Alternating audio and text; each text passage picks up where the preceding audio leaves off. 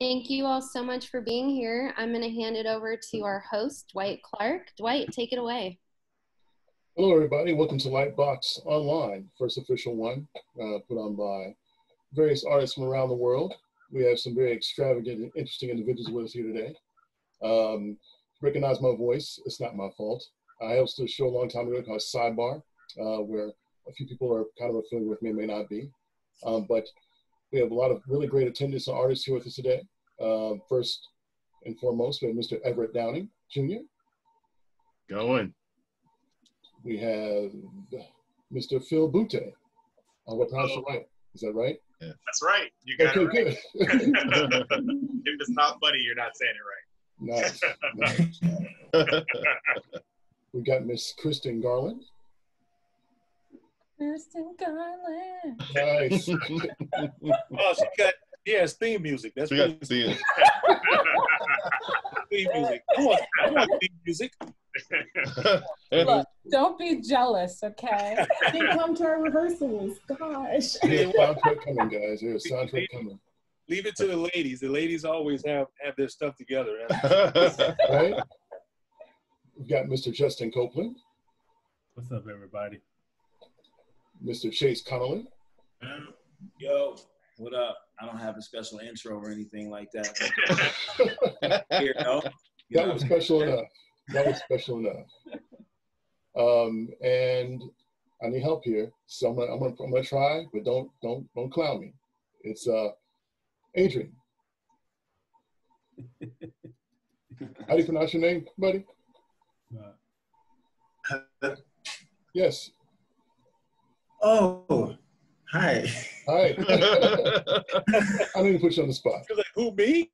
I thought you were going to say Ifesinachi. You said Adrian. Okay. Ifesinachi. Yeah. I've got Mr. Kofi. I think. Kofi, you here? Okay. Kofi is not in here. Damn. That's cool. He'll show up.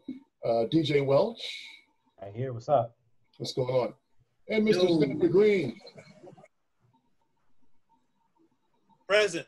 Yes. Sandman, what's going on, buddy? Man. It's been a long time. Long week. Yes, sir. Yes, sir.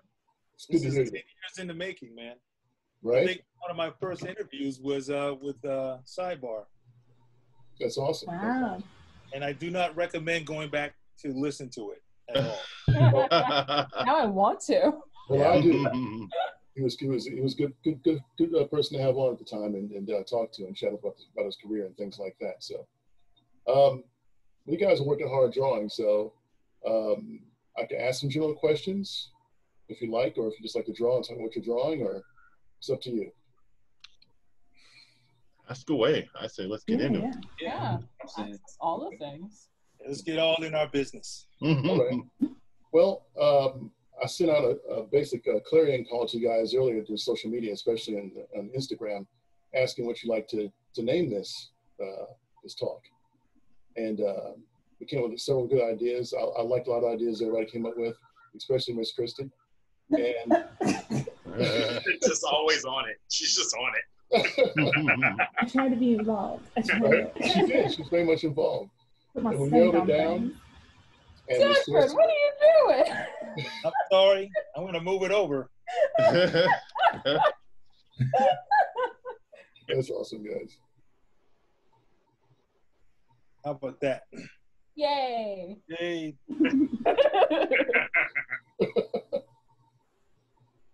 You guys are going at it fast. Wow. Getting in there. This is what happens when you get a group of titans together. We go at it. Right? Right? So I guess one of the questions I can ask you is, how important is networking for you guys in this day and age of digital social media? Oh, man. More important than ever, I think. Yeah. Definitely. Yeah. So I'll admit, I haven't touched my Instagram in such a long time. I've needed to take a really self-care step back away from it. Yeah. I've actually kind of been. I'm too tired for social media. That's real though. I think you definitely need to take breaks every once in a while, so you're not just doom scrolling. Yeah. I know. I mean, outside of the like, you know, the social climate and everything like that, I just I got to detox from art when I'm overexposed. You know what I mean? I get too inspired. Yeah. And it gets me off of my path. You know what I'm saying? Because you see something dope and it's like, yo, I want to try it. And then it can wreck you. Instagram, it's just like so much great art is stay available. You know, readily available. I have a doppelganger who just constantly, it's just like a vacuum for everybody looking for me. So it's kind of interesting where, like, I don't know the importance of it then, you know. I know for me, it's nice to catch up with all these fine folks. I mean, most of the people on here I know very personally, you know, but it's nice to be in touch, like, with people, you know. I think that if all the people that quote unquote follow me actually follow me, I don't know, it probably will be over. Yeah. Hey guys. I think there he is. Hey. Hey, you made it. Hey, You made it. What's up, man? Yeah. I'm so sorry. I joined a bit late. I was actually asleep because of the. Always asleep. Oh my gosh. Every time.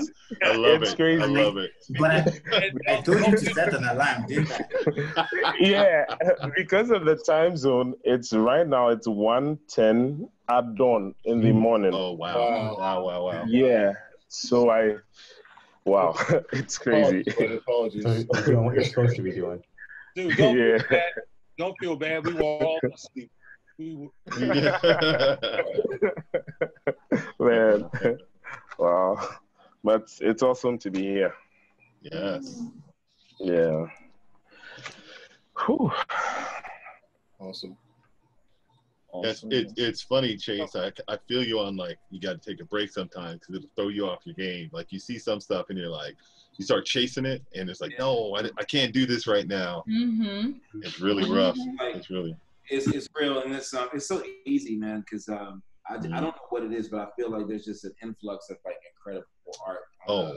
You know what I mean? For sure. I've never seen before. I guess it's just because you know, you can share information so easily, which I think, you know, the best part about social media, being able to answer people's questions when they reach out in city, especially, like, you know, like, oh, here's a photo, blah blah blah. Send them some references and things like that. That stuff goes a long way, man. Especially for me early on, when I was trying to problem solve and try to figure out what my form of expression was. You know what's interesting now, I think, because of what is happening in our country,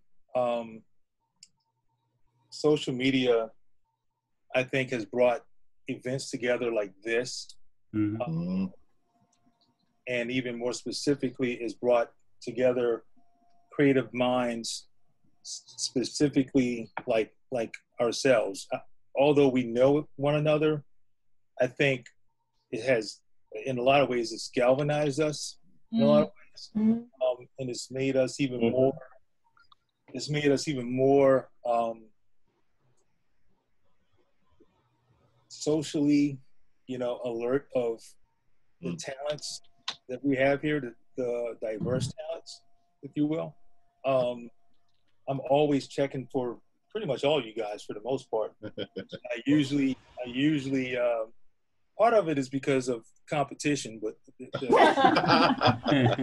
Okay, all right. Yeah, but seriously, it's mainly because I think, you know, every one of you is you're so talented, and you know, we if we're not championing one another, then, you know, who will? Right. And right. And I think it's very easy to kind of assume that our talent is going to speak for itself, and that's true. But I think now more than ever, the more that we share each other's skill sets. You know, it's just that collective voice. You know, it tends to ring louder. People are looking, but I think even more so now, they're seeing us come together, and I think that's pretty special. I like the effect that it has on you know, kids that are younger, and they reach out to me and they're like, "Yo, man, I've been looking at your stuff since I was a kid," which makes me feel some kind of way. So, but you know, it's like, especially whenever I don't know, it feels so much easier to find people that look like you, that have a similar mind state than ever before. It's just crazy to see how good these kids are. You know what I mean? It's a little intimidating, slightly. But I've been looking at your stuff since I was in high school. That ain't help, right? That ain't help. Justin and Sanford. Yeah, I was, before Sanford got here, I was talking about, like, I got a chance to see him at every free comic book day in Charlotte, and how much that meant to me. You know what I mean? Going back to Heroes Con all those years ago, and it kept me in the game, especially like, you know, back when you guys were doing like the Artzilla thing and all that kind of stuff. Yeah, man, you know. Dude. Oh, yeah, and the Wu-Tang comic. Y'all had the Wu-Tang comic. Yeah. I'll tell you what, man, that Artzilla collective was kind of our attempt to bring together diverse voices, but I don't think the industry was ready for that many diverse voices. It was a little too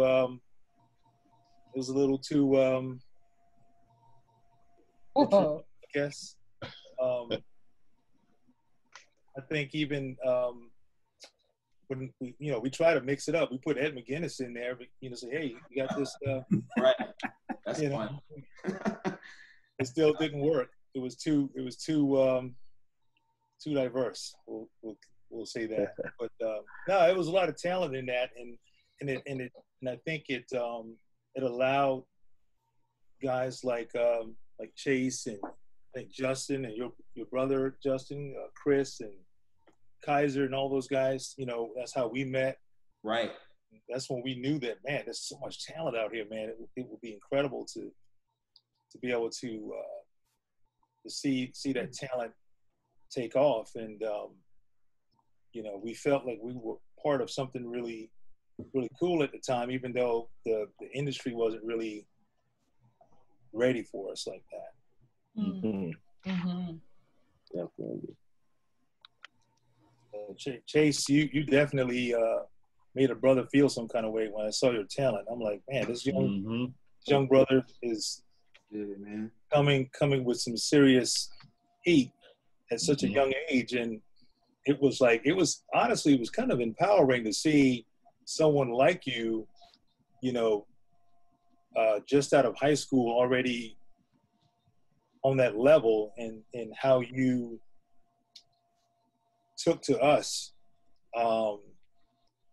and we felt like we had a responsibility to some degree. Like, man, we can't. I feel like that. Yeah. You guys put me on game like really early, like you, Karan. You know what I mean? Put me on. And Brian Stelfreeze. You took me over to Brian Stelfreeze. He's like the Jedi Master. You know what I'm saying? Like of all of us, strongest with the Force. You know what I'm saying? Yeah, he's strong with the Force. And he definitely. It was interesting because that was the first thing you guys was like, yo, go over here, let him review your portfolio. And he gave me a crit that I still use to this day, which is really crazy. So that's dope. Yeah, dude. Like it was instrumental. I look forward to that because that was the one time I got to see black faces throughout the year. You know what I mean? Like Heroes Con, because all you guys would get up at that one city. And I met Chris and Justin there that one year. Karan was there one year with you guys as well. That was great. Good times. That was epic. This young brother came in. The thing I love about Chase is he don't seem as humble as he is. Cause he's he come in looking all fresh. Them drawings out. Them drawings is a joke, you know. Dude, 19 years old, and he was just like, I'm just trying to learn, man. And we were like, damn. No, the humility was very much out front, and he still got it to this day. He always called me up, you know, like I'm his uncle or something like that. You know, like, what's up, man? You have an answer, though. You know what I'm saying? You have the answers. Like, I feel like I gotta harass you. I love it. I look for questions. You know what I mean? But no, that's the greatest part. And like I said, with that being, especially to the social media point, like having to look forward to that one time in a year. Now that's like every day, every minute. So that's like, you know, it's crazy.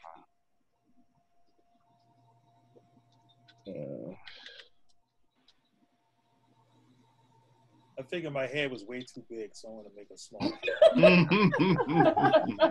Thank you, man. I had the big old head. There you go. I had the big old head.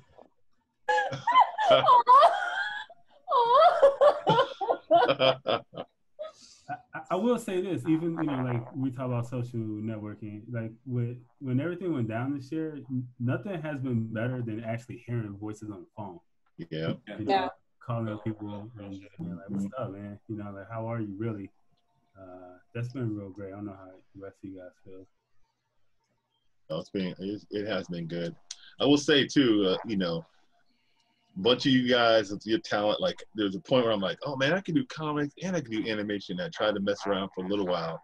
I felt like I couldn't hang. I'm like, nah, I can't hang. I'm good in animation. You know, I'm not really added to the equation here. I'm out, you know.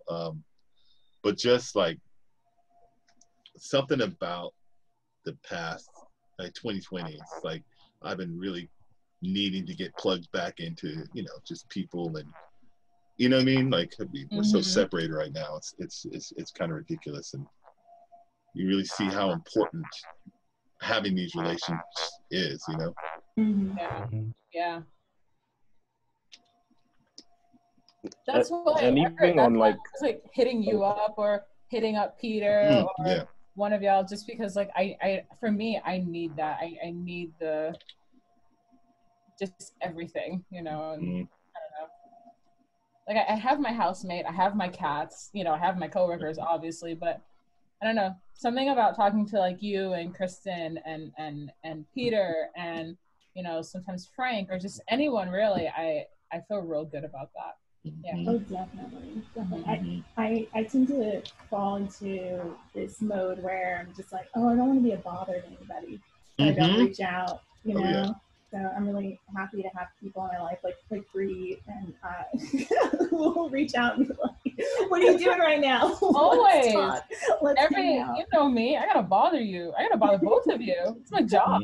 But it's not a bother at all. Like I super appreciate it, because otherwise I'll just figure it just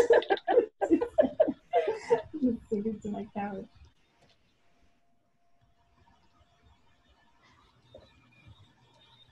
Can you guys still hear me? Yes.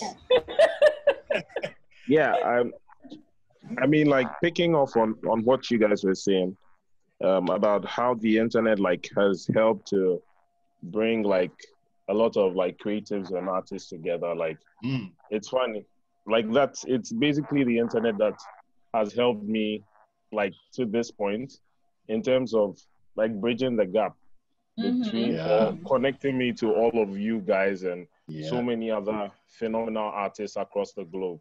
Because without the internet, I wouldn't be able to show my work out there. I'll just be in my own small part of the world. But it's really a powerful tool, and it's been a great help, definitely. Yeah, I'm so grateful for Instagram, because that's how, I mean, that put me on to you, Kofi, and to like Ife. So same, you know, I saw you guys, I was like, oh, I need to work with these people. What is going on, you know? Like, and we be friends.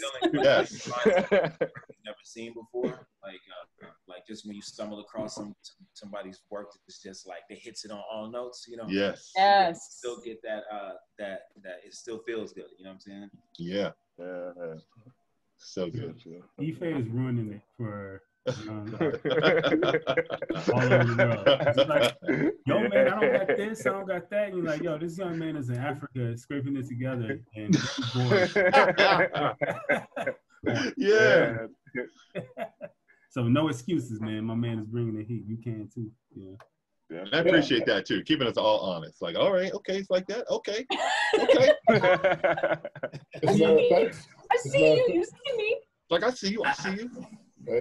You guys kind of give birth to me, all of you, because really, while I was coming up, I used to look at Chase, Chris, Chrystin. I used to remember a time when I would try to ink like Sanford, but God, I suck. Yeah. I'm still trying to ink like Sanford. Wow. I'm trying to figure it out, man. Got a person by the name of Ernesto Alonso says all the best artists in South Africa or Africa, the African continent. So good job, Kofi. Yeah. Thank you, man. Super talented in Africa.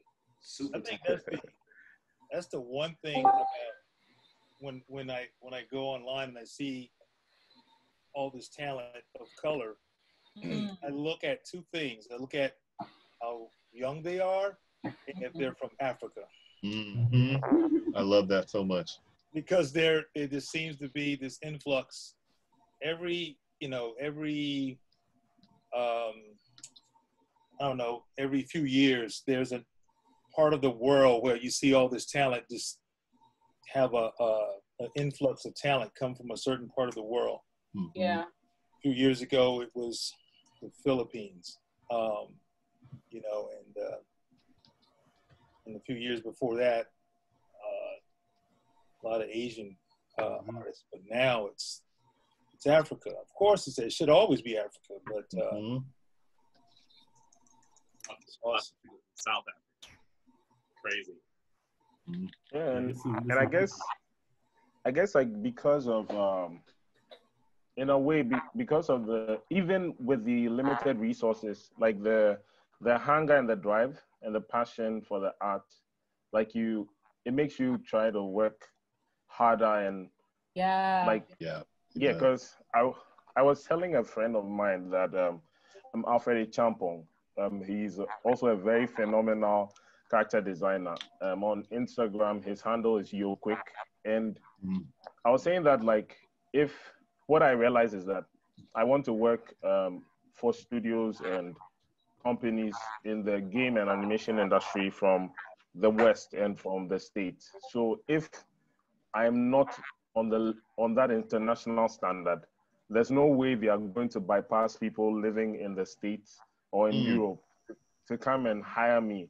So I have to get my work to the point where they can look at it and feel it's a valid decision to reach all over out into Africa and get to me to hire me. So like it really put in a drive and a passion to like keep working at the craft. Like every day I'm always learning from all of you guys and from all of the awesome artists spread across the globe, like just studying their work, watching tutorials, etc. And like in as much as I've come a long way, like there's still so much more to learn and to do. So like always keep on the grind. It'll never end too. And honestly, so long as you have that desire and drive and need, and almost like a desperation to learn,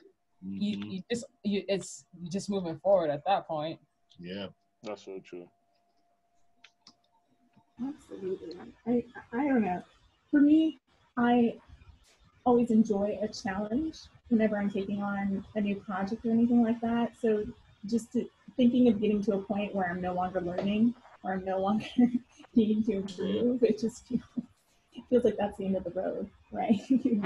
Where else can I go as an artist if that's it? And that's not what you want to strive for, I think. There's always room for improvement. There's always room to be. My thinking is like, at least for me, I've taken a break from social media, but you know, even at work, I want to be better than I was last month, you know, if not better than I was last week. And I mean, yeah, that's a lot of pressure to put on yourself, but you know, when you look at the work that you've done, you know, last month or last week versus what you've done today, it's like, oh shit, I did that. Wait, get the fuck out of here. What are you talking about? I love that. I love when it all just like clicks so hard it gives you a headache. I love that. I'm interested to hear, like, we got Marlon West on the call. Yes. I've been kind of ghosting, just been kind of hanging out. I was like, hey, you quiet. Lurking. He's like these young whippersnappers have no idea. Yeah, you got to get in this. Come on. Dude, I feel like a great pretender sitting up in here with y'all. So come on. Thrilled to be hanging over here in the corners, scribbling. You've been in the game for a minute, man. Like, how you feel about like all the young, you know, black talent coming in, and you know, like the industry looks way different. Like, how you feel about that? I mean, I feel it feels great. I mean, you know, there were so few black people in this game when I got into it. We could all sit around, you know, a table at a soul food restaurant, you know. Really, truth be told, it just have to be one of the extended tables, you know. Pretty small, man. A fold-out table is what it is. It's fun.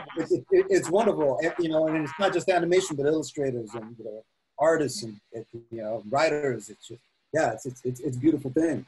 Yeah, it really is. I mean, there's so many people on this call that I've never really met, you know, and then so many new friends, you know, like Everett and Philip.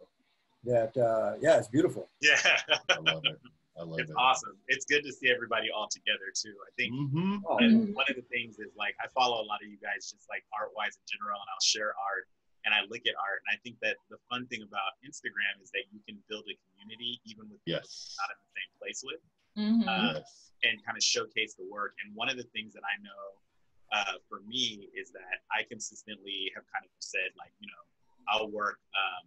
For me personally in my job, because I do primarily live action, right? I've been working now, this is my 13th year. And last year was the first year that I ever sat at work with another Black artist. Wow. Wow. So the internet started to make the bridge, which was great, I recognized that, you know, you've got Chase and Justin and all these different people out there, and they all might be in different places and might feel similarly, but we're all out here. So it's like kind of like we have to start kind of like bridging that gap and working together, or trying to work together. Yeah. But it did make me feel less alone, because I'm like, I'm just isolated, but I'm not alone, you know. So it was nice. That's real though. Meeting up with like Phil and that, it's been really cool. Like, it's really dope. Like, I have enjoyed my last couple of years out here, just being able to connect with everybody off of social media. It feels like a community. For my first time in like 10 years, I really feel that way. Yeah. So I've been working in tech for a while. I'm at Twitter right now, and like I'm surprised at the amount of Black people I've interacted with. It's been more than any industry I've ever been at. It's more Black people in leadership, more Black people than any tech company or you know, any like studio I've been at in animation or in games or anything. It's pretty crazy. That's amazing. That's really amazing. There used to be a time where I would walk down the street and I would see more homeless Black people begging for coin than I did in the studio. And that messed with me. Oh, yeah. I still do that. I live in San Francisco, girl. I'm the only Black person in my area. Like, there's no Black man in San Francisco. I used to say that all the time, but like now that it's a movie, I've been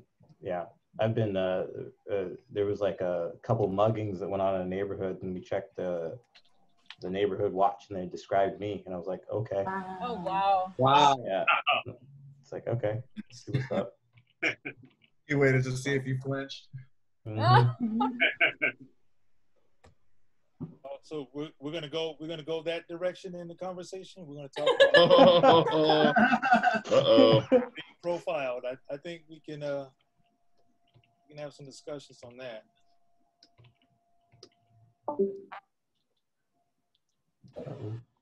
Oh my God. Somebody logged out. They're like, I'm out.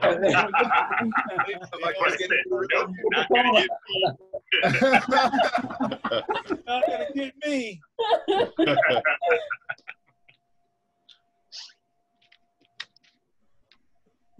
Somebody in some questions. What is your go-to theme that you always draw? Could you say that again? What's your go-to theme you always draw? Oh, for me, I always draw either muscled women, like super beefy, queer muscle women, or hyper futuristic Black women, or solar punk Black women. I'm super into like Afrofuturism and also futurism, but I'm also like into the complete opposite. Like I love the Regency era and Edwardian period, and but I also love like the Byzantine and just like Greco-Roman. So in other words, you like drawing everything. That's your go-to. She's multifaceted. I like it all. I love it all. I can't. I just listen. Costume design throughout the ages and fashion throughout the ages that's my shit. That's here. I agree.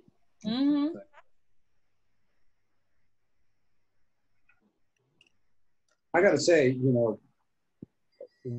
I've been doing effects animation for a long, long time, and really kind of, staying in my lane. And prior to this era, I started doing these like ink drawing kind of tributes, and it's been really, really liberating. There was no way I would show my face up in something like this like a year ago, unless it was like to draw some splashes. Yep. But yeah, so this has been cool. So I've got a question from Melinda Davidson. It says, can you describe the challenges you had being a person of color in the industry?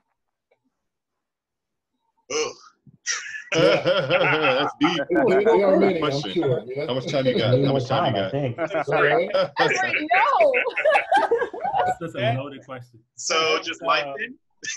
That can be an entire convention. Yeah, well, what it's like. Yeah, do what you must. Well, I was gonna say, I know for me, I'm probably, I don't know how many artists here actually draw graphic novels and comics on a regular, or I think all of you guys are pretty much animation and effects. But in my industry is, the biggest demographic is, 35 to 40-year-old and older Caucasian men. And so there's not a whole lot of diversity in their pantheon, I guess. And so when I first came in, I was drawing, from my experiences, graffiti, urban culture, so on and so forth. And it was, put it this way, it was very, they were very opinionated about my selection of ethnic, drawing ethnic characters, or drawing characters that have a little more to them than normal in terms of their expressions and things of that nature. And a lot of that came from my experiences in culture, urban culture, and so on and so forth. So I liken that to the fact that they just didn't like my voice as a Black person. And so it made it extremely hard to be expressive and to show my voice early on. Thank God for certain characters that I got a chance to do, Black Panther and Luke Cage and stuff like that. But even then, it was like it took having to draw Black characters for them to get it, I guess, to some degree. Yeah. And then I became the guy that drew the Black characters. So Black characters, yeah. Now you're typecasted, and now you can't really branch out of that. Yeah, can't lose it. So I said, well, this is what I'll do. I'll just quit Marvel and DC, and I'll go and I will draw Black characters, but they'll be my own. And now it's funny because that same look and style that I put into my own characters, I'm getting all kinds of requests from Marvel and DC. Hey, we want you to work on Spider-Man or what? I'm like, wait a minute. This is the same thing I was trying to do back then, but he didn't understand it until he understood it. I mean, do you think it's a thing wherein because Bitterroot's been successful that now they're realizing, hey, maybe this is a thing. 100%. 100%. I call it the Black Panther effect. I mean, yeah, that's it. Right? That's what it is, right? Yep. They didn't realize it until they did. Like, wait a minute, you can make money from these guys? What's the thing we kept hearing? Like, Black characters, they don't travel. They don't travel well, right? What? Oh, no. I would pitch all the time, pitch stuff with Black characters, and like, Black characters don't travel well, It's like, what does that mean? What Black characters do? What does that mean? Black characters do nothing. They just sit at home. They don't travel. They don't imagine. That's been, I think, my biggest gripe with sci-fi fantasy. Like, I grew up watching stuff like I watched like Never-Ending Story and Goonies and all those, right? And wanting to go on an adventure. And then whenever it's time for us to go on an adventure, they always give us one. It's like, you can't just be and imagine. They're just like, well, you're a Vulcan, but you're also from the hood and you sell drugs. And it's like, why does it have to start there? Why does it have to start there? Why can't my ceiling be high just like everybody else? Like, why can't I start from a place of empowerment or just imagine to dream? I think that's kind of where we are. And when you bring up like even working on Black Panther, that whole experience, I remember it was positive. So we were trying to work, and we knew that it was different. We knew that just the movie existing was different. Like we knew just the fact that they were making it was different. And everybody wanted to do a good job and pay respect to all the different cultures and try to pull everything together. But we also had a thought process of knowing that there was going to be a lot of people that when it came out, then they're just like you guys said, all of a sudden it's like, oh, that makes money? That's successful? And it's like, we've been looking for this. Like, it's not a surprise. But I had a conversation with some friends the other day where they were saying, well, do you worry about the fact that now that it's successful, you're going to start getting all these people that just jump on the bandwagon? And I said, honestly, no, because that's also a part of it too, which is there's going to be people. It opened up a door for a bunch of different cultures and people to tell stories, right? So I want to hear like, what do little Filipino kids, what stories they hear that we never hear? Like, what's their King Arthur or what's their Robin? So it's going to open up the door for that, and it's going to open up the door for people that just want to make money. But regardless, both of those things together mean the visual changes. So regardless, it means the visual changes, the stories change. I think that's kind of where we want to go. So I think it's in a positive pipeline. It's just we need more of it. We need a lot more of it.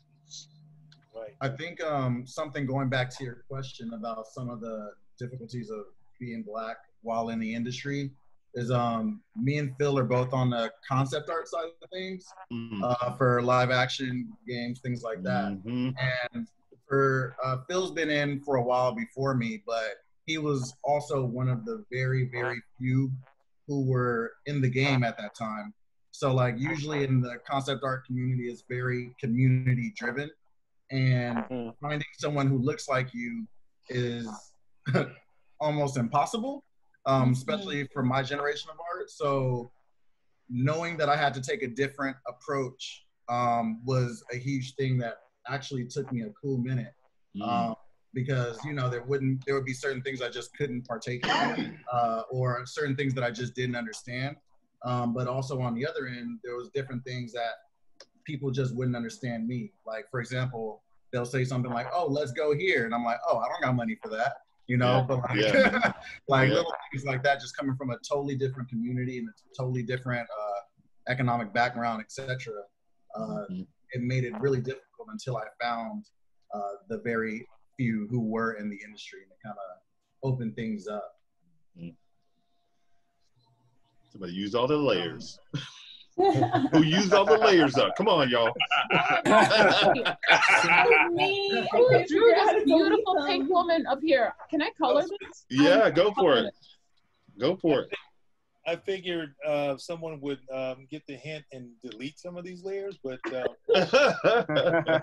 wait, what layer is she on? Who drew this? I must know. Is that That's the thumbnails. I'm gonna color. Color. We combine layers? Can we merge layers? I think you can. Oh yeah. Ooh, okay, let me see if I can merge down. Man, I tell you, if there's one thing that's missing from the industry right now is Black concept artists, man. I don't know. I'm up with so up many in the Black Bay people. Area, and I have not met any other concept artists that are Black. Yeah. So hard, dude. It's tricky. It's pretty tricky. I mean, and we end up when we are there, we end up kind of being spread out. So I think it's kind of it's been nice to have more people join. My goal has been to try to also go and talk to kids, because if we can get kids, they'll know that it's a job earlier, and that's key. I think that's the key thing. I didn't come to concept art until way later. You know, even in terms of, I just knew I liked to draw, so I went for a general illustration degree, and then I kind of combined my love of characters into finding costume. But it wasn't like I was like, oh, I'm gonna be that thing. Whereas like I always know that I remember a day, I think it was like, I mean, if you grew up in California, there was always like rainy day schedules, like, or like you'd have an auditorium and you go and they put some show on or something, or have a program. I remember in first or second grade, this guy came and he was a marionette puppet show guy. He did like a show for Aladdin. So he's controlling two marionettes and he's got moving parts and camels and all kinds of stuff. And I just remember it being really cool. And I still remember that. And that was like in first or second grade. So I figured like, even though I didn't become that, I still remembered it. So I was like, if we go and we start talking to kids, they might just ignore it. And then later on, you know what? That was cool. What was that?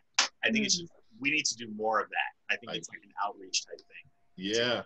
To make more, you know. Yeah, man. Yeah, I agree. I think when you start reaching artists young, you can not only show them like, oh, hey, look, I look like you and I'm out here doing the damn thing. And especially if they're going to like an art high school like I went to, then that just shows them that, okay, it's not so impossible out there. It's not so difficult. Like, yeah, it's going to be hard. It's going to be a challenge. But if I could do it, then what's stopping you from doing it too, you know? Right. And I don't know. But I'm also like of the opinion that, you know, being not only surrounded by just like, you know, Black artists, but just like an international hodgepodge. Yeah. I think is such a beautiful thing, because I went to an international university and at least 75% of the students were international, and I loved it. Honestly, I learned so much, and it's done so much for my storytelling. Not only for my portfolio, but also just for fun and for work too. And it's given me much more of an appreciation that I already have for different cultures and more of a respect for them, which I mean, I obviously already have, but it's like, I want to do right by the people that I've met throughout my life that are from different parts of the world, you know? I feel like if we could teach that to people when they're young, then it opens the door for like endless possibilities of some awesome stuff. Yeah, that's the thing. Like, we figured, we're like, so on the movie that I'm working on, we were trying to just fill it with Black folk. And, you know, we were too late on Everett. We were like, Everett. And I'm telling you, Justin, when I went up there, I was like, oh, man, are you kidding me? I'm glad it worked out the way it did. Cause no, it worked out okay. Yeah, we doing our thing, you know, but there's so many artists out there, you know, I'm just like, man, I need to find a way to just reach everybody, man. You know, I think because, you know, we all, there's the younger version of ourselves times 1,000. Oh, yeah. Oh, yeah. I think to your point, Justin, you know, being intentional from the academic side, I teach this master class at a historical Black institution. Nice. That's amazing. It's at Benedict College, and all you guys are invited to come speak. As a matter of fact, I think I got a few of my students in here right now. They're watching. Oh, that's amazing. Awesome. Hello, students. Hello, students. Oh, fellow team. You guys need to wave. We need to wave my students. They're waving. I don't know what they're doing, but my goal is to be intentional with giving as much opportunities to these young Black creators as possible, because at the end of the day, someone mentioned it earlier, you know, you have this education where you start, you know, in high school, maybe even middle school. The resources are there in so many different places, and a lot of times we, you know, our people, if you will, we just don't have those resources. You know, we're in, you know, public school, and, you know, the resources are very spread thin. I've seen it 10 times over. Every time I go to a convention, a handful of parents come up to me, you know, Black parents, and they are distraught because their child loves this kind of stuff, but they have no idea what to do with them because no resources. There's just not a lot of resources out there, and that's where it just kind of I started to think about the void that's there, and the need, you know, of giving them that opportunity or that access, because I think a lot of times, you know, I think we can all safely say we all learned a lot just being interested in this stuff. Like, you don't have to go to school necessarily to. No, not at all. Right? You just learn. You know, school helps, but your drive and your determination is really what got you here. Yeah. On top of the talent, but I think it's also something to be said about, even if you have all of that, just, you know, just being honest, we don't have those opportunities like some others would. Even if you are talented, even if you do have the drive, even if you do have, you know, the skill set, if you don't have the necessarily access resources, if you will, you know, there's 9 times out of 10 someone else who may not be as talented, but they have the resources, they get the opportunities. I hate that. Don't even get me started. One of the things that always causes me anxiety about that is that I think about, like, right now, I'm sitting in my system, right? And I got 3 screens, I have all this equipment, and I'm like, how do I get this thing to them? I think that, especially if you're going to a neighborhood, so it's like, I'll try and do demos, I try to stuff, but it's like ultimately trying to get the school system to offer support having those things. That's always a little trick, you know, a trick. Mean, that's why I like what we're working in right now, though. Like, it's so sick that Bobby and them did this, because this is legit. Absolutely. You have to pay for it. You don't have to steal it. You don't have to do it. This is amazing. This is amazing. Got it. I even feel like there's some young folks who can't even see this, though. They don't even have. Yeah, you're right about that. Yeah. Right. Get on YouTube, you know. It's heartbreaking, you know, because you think, yo, that's me, you know. But I think if you want it bad enough, man, you'll keep climbing that mountain. Oh, if you want it bad enough, you'll do anything. Like from scouring the web when you don't have the money to buy concept art books, or you don't have the money to go to Brainstorm or CGMA, you know, looking for people like me. I mentor students and graduate and people who graduated for free. Like I send them things like sketchbooks, or the next thing I'm going to send them is like the character design quarterly, you know. So it's like being on the lookout for where you can find like those little pots of gold, you know. When you want it, you'll find it. Yeah. Oh, trust me, I've learned more about how to rip off stuff from Yeah. Hey. Yeah. I remember as a kid, like not even as a kid, even in college, like I would just go to the library and just copy stuff. You know, grab stuff, copy it, you know, or you know, check it out, take to my job when I got a copy machine at Albertsons or whatever, and sneak it in and copy the whole book, you know. Oh, okay, Everett, I'll do you one better. I was low-key looking at that like, that's a good idea now. I'll do you one better. I for Black Enterprise magazine, and I'd always go over and like hang out with her for like, you know, for years. I would print out at least 200 to 300 pages of art and writing, and I would just like learn. Yes, a waste of paper. I would never do that now. Is it Look where you at. It's a lot of paper. I mean, like, this would be like per visit. Sometimes I would print a lot per visit. That also meant like I would stay up all night learning, and I was in middle school at the time, you know, so it went somewhere. Definitely. Like when I was a kid, I was really lucky because I had like a ring of friends who bought those how to draw manga books, and then they would just like we would rotate them amongst ourselves. So it was like community learning, and we would all have little sketchbooks that we would draw in together. So, and there's so many artists that upload free tutorials nowadays. Oh yeah. Yeah, that's true. Yep. Very true.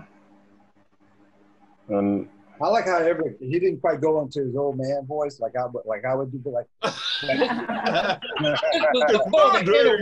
you go to the library, but look up how to draw a horse. You have to go get a book down and how to draw it. That's exactly what me. All my team. You did what you have to. You did what you had to.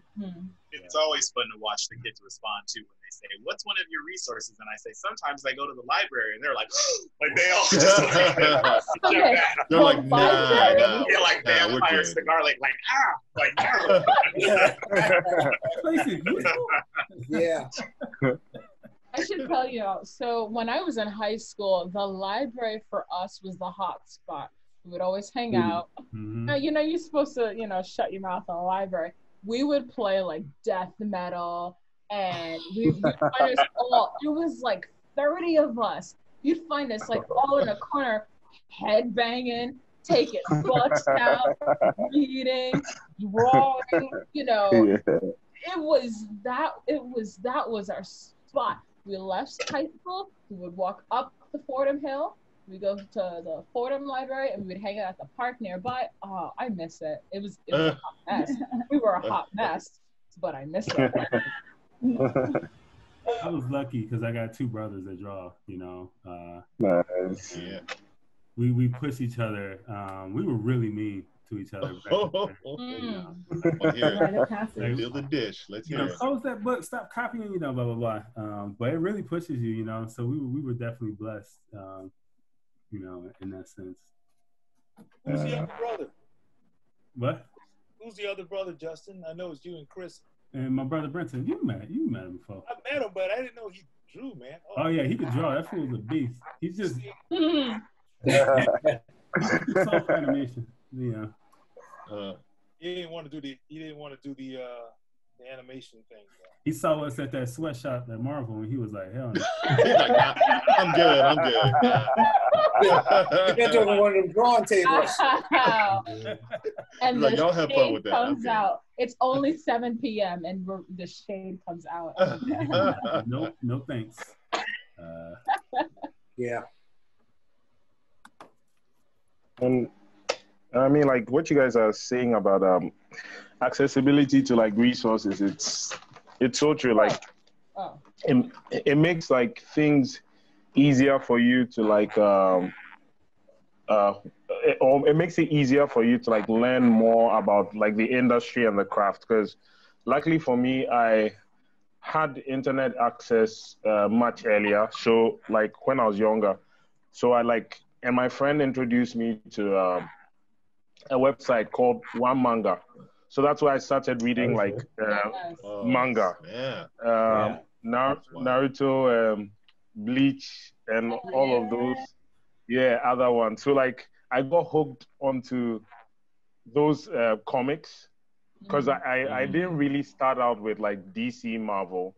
Like it was manga that really got me interested in like the industry, and like I kept reading it, and by reading it like and finding other resources on like YouTube and other artists across social media, I was like, you know what, Kofi, you don't have the opportunity to go out to the States to study for art, but what you do have is the internet. And if you search hard enough and you are disciplined enough to apply the information you find and you work hard, you'll be able to like achieve the kind of success you look for. So at first I used to mess around with social media, just checking up on what my friends are doing, etc., and sending funny jokes and stuff. But like what came to my mind was like, you know what, all of these other artists have social media accounts.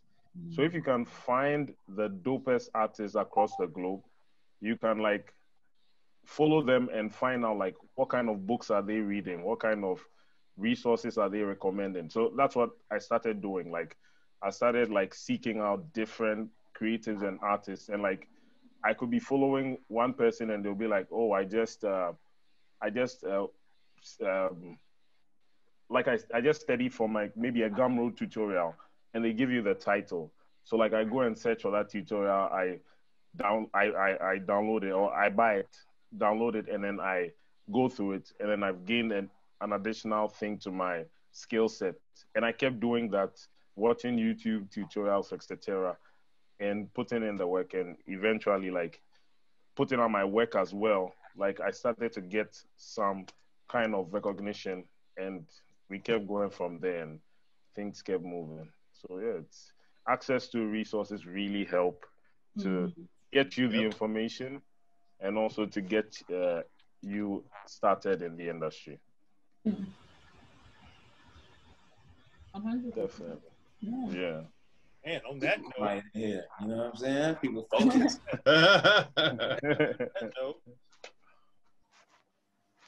Draw every day, kids. It's crazy. It's twice after dinner. Yeah. Definitely. And even having, oh, sorry, go ahead. No, I had a question. What project are you guys excited about that you can talk about? Oh.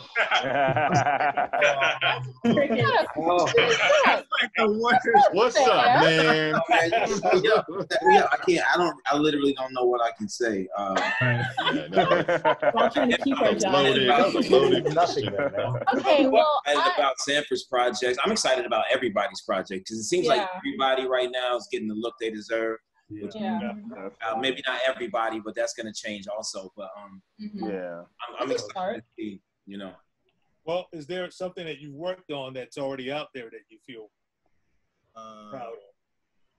Mandolorian 2. Oh, there we go. There we go. The Doom trailer, bro, that got me. Yo, that looks sick. Yeah. Put my life on the line and go watch that one. I'm really excited for I'm a color stylist. Well, not color stylist. I'm a colorist for DC Comics, and I'm really excited for our Nubia, the Real One comic, which focuses on Wonder Woman's twin sister Nubia, but it's like set in like this. It's set in like now, and it's lit. It's wild how current and scary it is, because it's brutality and like kids black kids getting shot. It's just. Did you say the Real One? Yeah. Yeah, I'm in. That's cool. Let me get this straight. The Real One? The Real One? Yeah, the Real One. The Real One. Yeah. Yeah. I'm gonna have to write that down in my field notes. Yes, it's pre-order it on the DC Comics website actually. Oh, it's really good. It's yeah. It's fun. Who's your editor on that?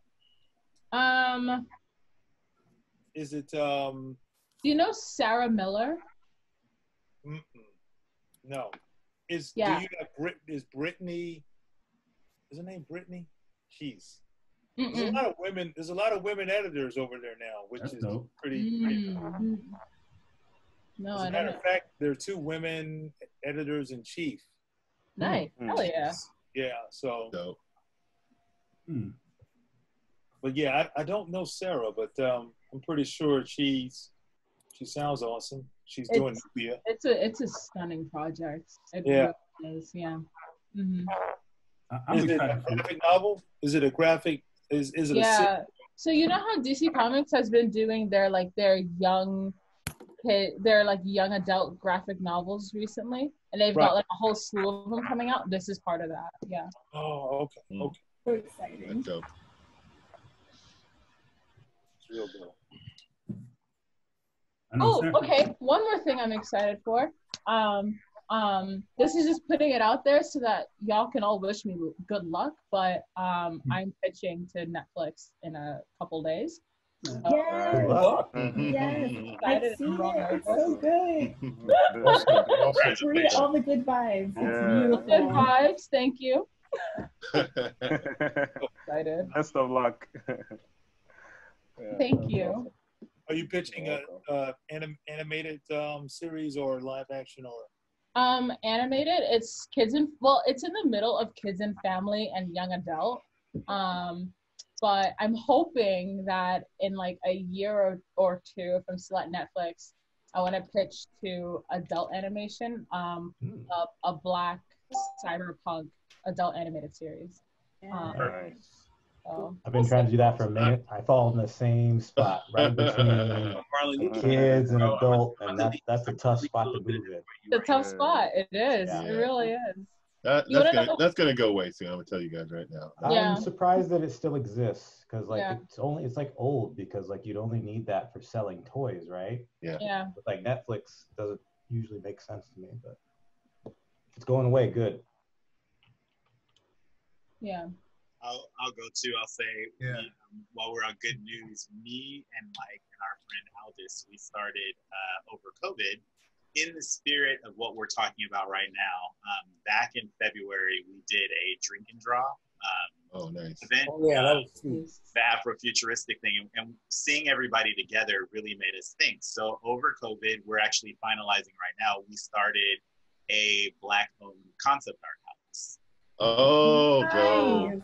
So that's amazing. So we're starting that now. We've got work. We're going to start basically trying to develop world build.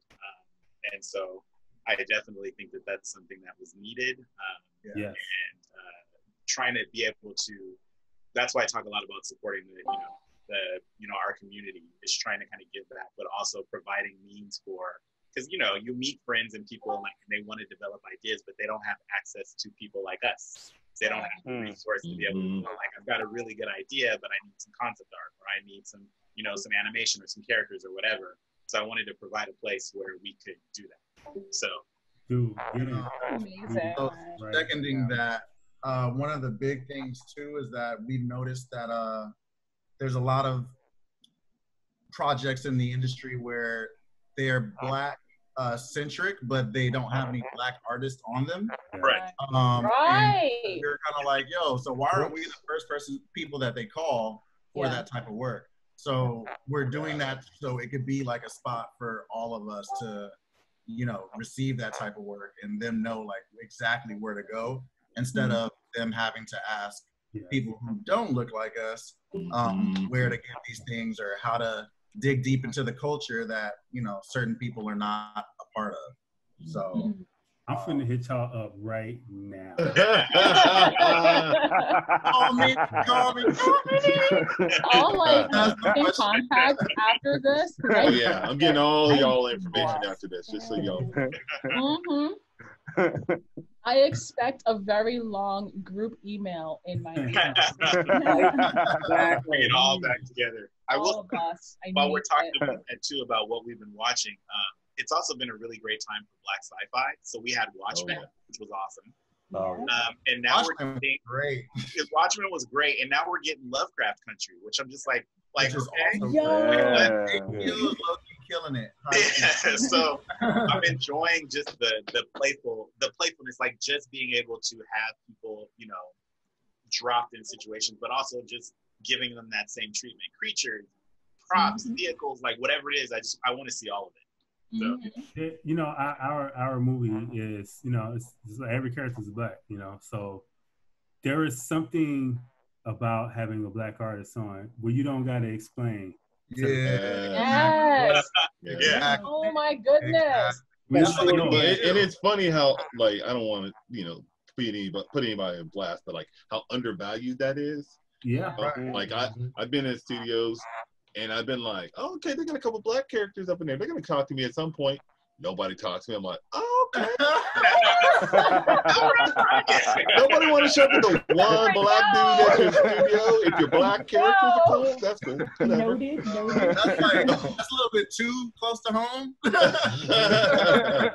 There's also like, okay, the thing that's hard is that there's nuance in that too, right? Where that'll happen, but then the opposite is also just as equally as offensive. Like if you're sitting there and then they all start saying like, I wonder who would know about this. You know, like. No, that's the realest thing ever. Everybody kind of just like help show stuff in. Yeah. There was one time we're literally sitting at a table. I'm the only Black guy there, and they're like, "You guys know anyone who would know anything about soul food?" And I'm like, "Why don't you just ask me?" That's why you don't even look at them. You just keep eating. You know, you just don't even look at them. You don't even answer. Exactly what happened. I was just like, "Don't answer." Does anyone? You don't even answer at that point. You just keep eating your soul food. Ridiculous. Anyone know of any good soul food places around me? Like, the way you said it killed me. Literally the way it was said. Oh. That concludes this episode of Sidebar Forever, hosted by Dwight Clark, Swain Hunt, and Adrienne Johnson. You can find us online at sidebarforever.com. Any emails or questions can be directed to us at sidebarforever@gmail.com. And also, subscribe to us on social media. You can find us on Facebook, Twitter, YouTube, and Instagram. Sidebar Forever is copyright 2020. Dwight Clark, Swain Hunt, and Adrienne Johnson.